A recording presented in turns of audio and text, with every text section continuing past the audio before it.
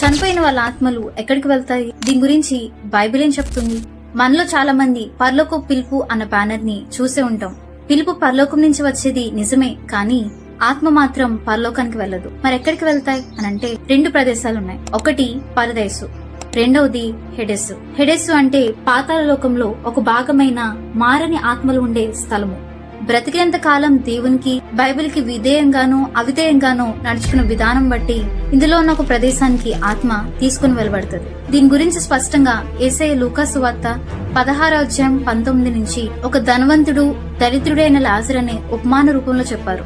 దరిద్రుడైన లాజరు తన జీవిత కాలం అంతా ఎన్నో కష్టాలు అనిపించినప్పటికీ నీతిగా బైబిల్ ప్రకారంగా నడుచుకున్నాడు కాబట్టి దేవదూతల చేత పరదేశం కొనుపోబడి అబ్రహాం రొమ్మున ఆనుకోబడ్డాడు. ఇకపోతే ధనవంతుడు తనకిష్టం వచ్చినట్టు తన జీవిత కాలం అంతా వాక్యానికి అవిధేయంగాను సుఖాన్ని అనుభవిస్తూ జీవించాడు కాబట్టి అతని ఆత్మ పాతాళలోక అగ్నిజ్వాలలో వేయబడ్డాడు.